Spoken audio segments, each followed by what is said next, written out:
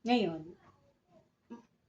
ngayon sinasabi ko, kaya nga kayo naroon. Di ba huling yung dulog sa akin, magrarally kayo. Sasama kayo sa na hindi natuloy. Doon sa Senado. Ngayon, dahil hindi natuloy, gawa nga nung saglit at umaga, mainit, kumuha pa kayo ng mga parit-parit, mga card, ano yung tawag niya? Mga placards na para iparating yung ang nangyayari ngayon hindi kayo nakasama kasi kalahating araw lang yun. Sunod, saan naman na kayo pumunta? Pero at least ginamit yung lawyer mo. Nasabi ko sa inyo, basta iparating lang ninyo, then kinukuha naman nila yan. Ngayon, pero yun ay, ang issue doon ay alisin. Hindi yun ang issue. Ang issue ngayon ninyo, ang mabigat na issue is, ginagamit yan Duterte. Kasi mga, mga inchik, mga alay, inchik yan. Ngayon, ito naman, ang bigay ng focus ay ang totoong kalaban. Ngayon, tapusin mo muna yung principal na kalaban. Kasi mawawala din yan. Mawawala din yan pag wala nasorbar yung awa, yung dyan sa West Philippines, yung tawag nito, yung tension. Ngayon kasi labanan yan.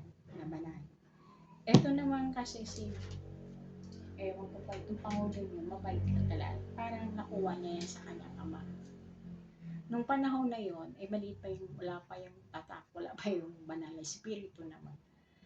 Kaya, na-prosper na yung EDSA sa dumami ng tao. Dahil ayaw nga na niya na mag-bloodshed. Sabi nga, na hanggat maliit pa yan, dahil yan naman ang kanila to destabilize. Bago nangyari yan, di ba, si Aquino, sino yun? Si Cory, nagkano na siya, di nagkakagulo na yun. So, kanila talaga, main objective is na babagsakin na. Kasi hindi naman siya nanalo. Yun, kasama yung Amerika, dahil nagsasalita na siya sa Amerika. Madahil salita, tapos na yun. Ito yung, dahil namana niya yung sa ama niya. So, maraming sa kanya, hindi, kakata na, pero hindi ko kayo pababayaan, pero anong ginagawa mo? Bakit may sasabi ng kaaway na opposition na puro ka lang dada? Wala ka naman ginagawa. Dahil when it comes sa ganyan decision, hindi ko kayo pabayaan. Hindi ko protection yung nangyari ngayon. Pero anong ginagawa mo? Puro ka na lang dada. Hindi man madali ang magiging-gera ka. Diba? Hindi naman pwede madali rin. Yung puro ka na nasasatsat, wala kang ginagawa. So, anong option mo? Kailangan film ka. Bilang isang presidente, magiging hamon sa'yo. Anong pipiliin mo? So, mag-desisyon ka. Yan ang dyan tinatawag na darating ang punto na talaga kung presidente kayo, film decision. Ito, may mga risk yan. Ito pa rin ang paninindigan mo. May mga risk yan. Alam mo na namang hindi naman, siyempre gera yan. Walang panalo dyan, puro talo. Pero at least, pinakita mo na iyong salita ay ginawa mo. Puro ka na ng salita, puro na tayo, nauunahan ka ng tusok. Ngayon, ang gagawin nyo, dahil kayo ay mga Marian warrior, papakilala nyo sa sarili nyo. Hindi kayo, maliban sa prayer warrior, ganun Marian warrior. Sino kayo? Malabili. Meron bang mga Marian warrior na duwag? Hindi. Ngayon, wala kami. Dahil hindi naman kami nasa gobyerno, wala naman kami military, wala naman kami private, wala kami. Anong inyo? Taas. Ano sasabi naman taas? Sasabi pa sa inyo, gusto ba sa inyo makipaggera? Bakit na may utos sa amin? Sino ba kami? Wala naman kaming akmas. Bakit kami makipaggera? Kung ang inchi ka nagbubuli, nagsasalita na kasi kami rin. Sasabihan namin siya, tatapatan namin siya.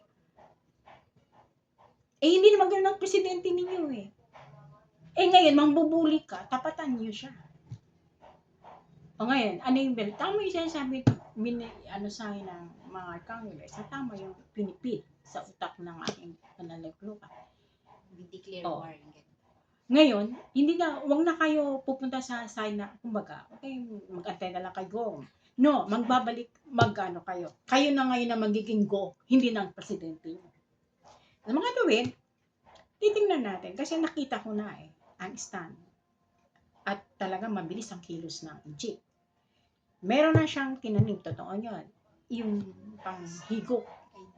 Meron na siyang ina-invade na ilang island dito, pero na-intercept agad na yung ng Navy. So, hindi natuloy yun. Pero nandun pa rin yun. May plano pa rin sila dyan. Papaligiran kayo ng kaaway. So, huwag niyo sabihin, pag kayong tinanong, huwag kayong mag-set ng China. Enemy. Para ma-kondisyon sa utak ng sino man na Pilipino na inchik na yan ay kaaway. Kasi China kayo. China, ang daming China dyan. Maraming mga local China dyan. Baka yan na isa sa mga spy.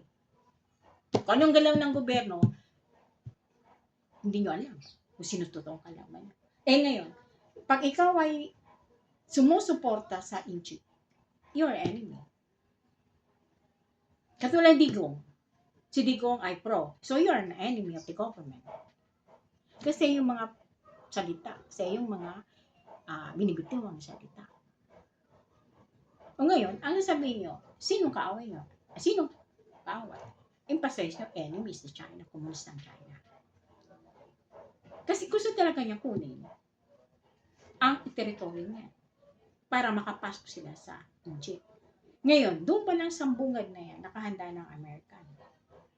So, ang ginagawa ni Egypt, yung kaaway is ibuli-buli ng buli-buli. Tinatante ko hanggang saan ang presidente. Hanggang saan kayo. Kaya tina-challenge namin kayo. Ngayon, ang gagawin ninyo, dahil bagal kumilos. Ano ba ang sasabihin? Ano ba? Gera. But hindi lang naman gera sa sa baril, sa kanyon o pangpuksa ng tao. Gera din dito. Gera din sa salita, gera dito, gera din doon. But ang espiritu ng mabuti at kaaway. Kapag sinabing gera, hindi isang particular na gera. Marami ang gulo niya. Ngayon, kung kayo ay katulad ng ni-report sa akin bago pa ako dating dito sa aking panaluglugan na kayo ay ang totoo yun. Sinasabi ko, inidikta ko sa pamamagitan ng Mark Angeles na kayo, hindi kasi pro kayo di ba? Kampi mo na yan ang harapin mo kaway mo. Di ba sa labanan? Wala ka nang makakuha, kampi mo na yan Ngayon, ang kukunin mo, mapabaksak ang kaaway. So, sinong haharap? Diba? Sabi ko sa inyo, kayo pambala ko ng kanyon. Bakit? Ang kanyon ba ay bala? O kanyon ba? Ganun lang ba? Ang gera, ang kanyon ay babala ko. Ba't isang particular lang naman tawag na isang particular lang naman na paggamit ng pwersa o ang paggamit ng digmaan ay ang baril ay yung armas. Hindi. Kaya nga, kung ako natulad ngayon, ibig sabihin, sa mga mahabang panahon, nakikita niyo, bakit ko kayo ipagbala sa kanyo? Ibig sabihin, hindi yung literal na kanyon, kundi salita. Kanyon, kayo yung spiritual. Kayo unique. Dahil kayo ang binihusan ng biyaya ng Diyos ng Manay Ingkong. Nagpatawag sa pangalang Ingkong sa tatlong persona niya. Pero siya rin ang Ama at Anak ng Espiritu Santo. Esposa siya ng Holy Spirit ng Manay ng Min. So, yun ang itindihin nyo sa mga nangyayari na naganap. Lumalabas. Hindi na kayo ibabala ko sa kanyo. Kahit ilan lang kayo. Natatalo nyo, nagagapin nyo ang kamay. Pumunta kayo doon sa loyalist, wala namang ganun, halandada. Sa nila yun hayaan mo na sila, dali ng kanila Hanggang doon lang naman sila, pero kayo hindi. Dalawa lang kayo, pero Baliw na Arkangeles yan. O ngayon, sa isang ito, wala eh. Walang nangyayari eh. Mas lamang yung kaaway eh. Harapin yung kaaway. Para i-lesser ang kanyang power. So, pupunta kayo doon, sa pamamagitan ng bendisyon, bas-bas, at ako'y dudulog sa mati, ano ko sa mana biring, dudulog sa mati, bibigyan niya ng blessing o ng basbasan ng mani na lahat itong gagawin ninyo ay kalooban ng Diyos. Ha? Ngayon, dahil kayo ay isinusulong ko, kasi dahil ako'y banal, hindi naman mahalaga na ako'y kilalanin o ako'y manampal. Hindi. Ang mahalaga, sumusunod kayo kung anong kalooban ng Diyos. Dahil hindi naman ako gumagawa ng sarili kong kalooban, kundi inuutos natin ng Manila. Dahil itong itinadhana, itong itinakda. Bakit? Makikilala ba sa buong mundo ang presidente ninyo kung hindi dahil sa West Philippines na yan? Totoo? Yan ang kanyang alas. I-BBM nyo. Kahit yung mga kaaway niya sa politika na ngayon ay naging kakampi niya, siya na ngayon ang tinuturo na totoong leader. Sumasama na sa kanyang advocacy. Dahil hindi na, walang politika rito eh. O bakit yun ang nakala mo? Si Digong namamatay tao? Parusahan, ay pananagutan niya yun. Darating yun. Hunyo. Darating na yung warrant of arrest niya. Last week of, Hunyo? Sa Tagalog, Hunyo? Last week of Hunyo. O first week ng July, labas na yung warrant of arrest niya. Anong gagawin ni BBM? Wag. Hindi makikipag-anib ang local. Dahil yan ang pangako niya. Hindi ako nila yan ang jurisdiction ganyan. International yan. No ka. To participate. Hindi ka naman BBM. Hindi ka naman nakaharap doon sa mga mag-arrest. And justice. Ang haharap. Ikaw lang ang pakialam. Ay, hindi na niya. Dahil hahayag sa buong buong Pilipino. Mga Pilipino kayo, na talagang masama ang nito. Na marami siyang pinatay. Di, panamutan niya. Siya pa rin ngayon ang promotor ng chick. Traidor sa Pilipinas dahil ang chick ang kanyang kakampi. So, sa mga katuwid,